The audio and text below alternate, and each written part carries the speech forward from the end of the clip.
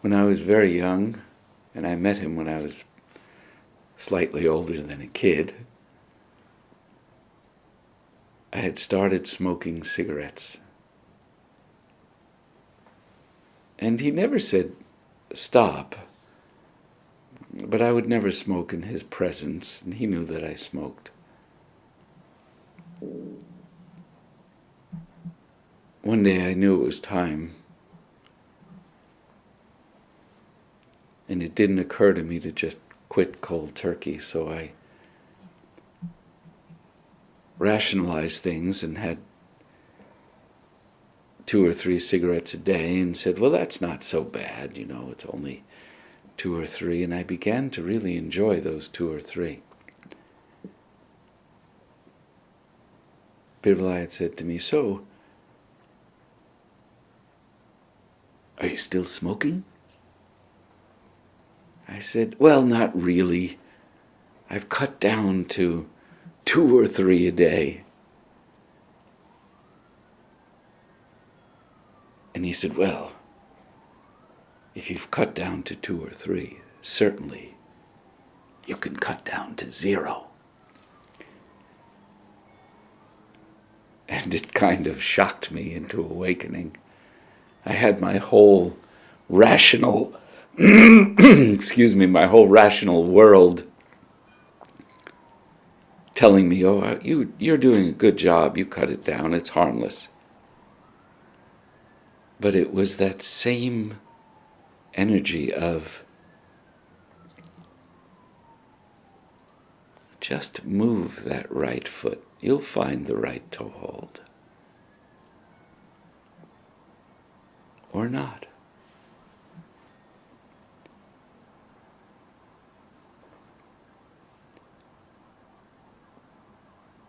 When we traveled together,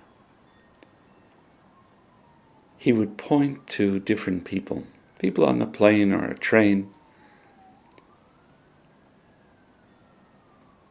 and he would say, look at that person's face. Just look at them. And not by judging, but by sensing. You'll begin to know really what that person is like. We judge people by their appearance, perhaps their clothing, their age, their posture, and all of that is saying something. But he was urging me, look deeper, go deeper. Don't get caught.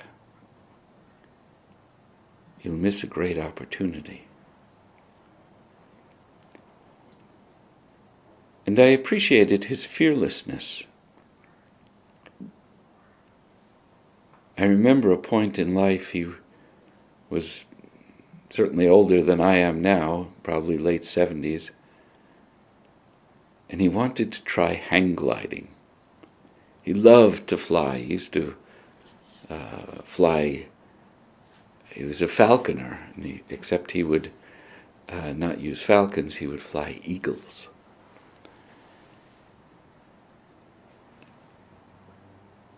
And he couldn't actually carry the weight of the hang glider. He was older and frail. And yet he was fully prepared to jump off the cliff. Fortunately, more cautious voices prevailed. But it was that spirit of fearlessness. Also, when he was older, in his 70s, he became very involved in the study of science and bringing together science and spirituality. And it was remarkable to see here was someone with no scientific training. And he would insist upon meeting some of the great scientists of the day.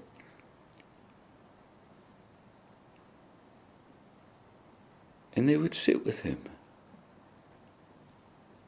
and share very, very complex theories and he would reflect back with his relatively limited scientific vocabulary and knowledge the viewpoint of how that connected to deep spirituality. It was a gift to see this.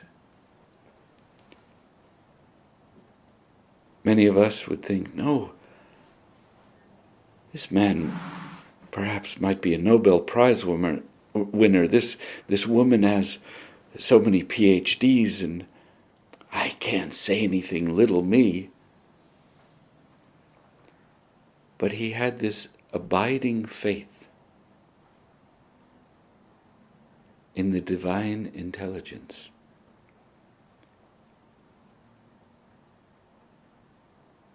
That it would come through him. That not only could he connect, but he must connect with some of these people.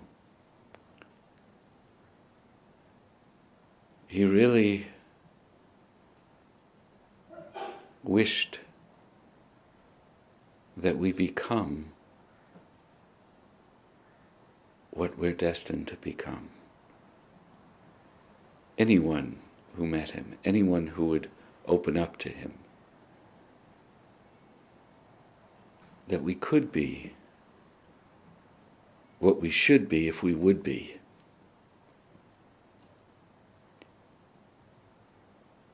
And there was a very subtle soul pressure, not psychic pressure, but pressure from his heart and soul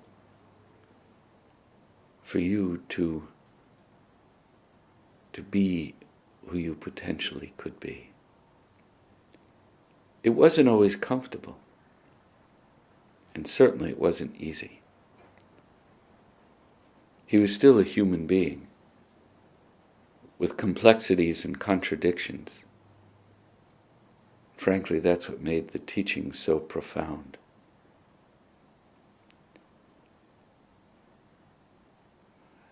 So let's end with a brief chanting of the Sanskrit syllable Om. And I remember clearly Pir Vilayat sitting on a rock ledge like an eagle, perched over the Alps. We were probably at 12,000 feet. And he said the Om in his way. And see if you can feel his presence as I share the Om as best I can the way he did it. Om.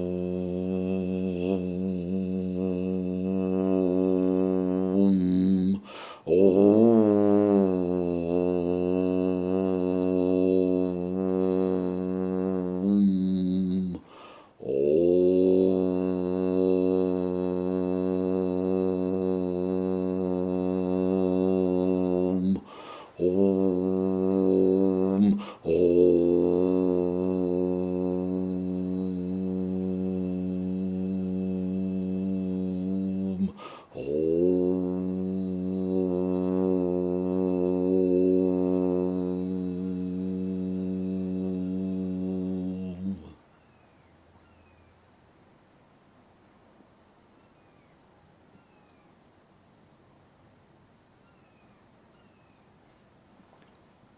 So he was and is an inspirer of my mind,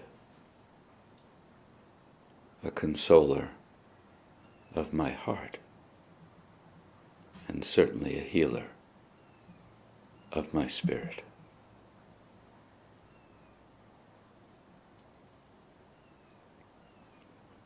Thank you, Pir Vilayat. Thank you.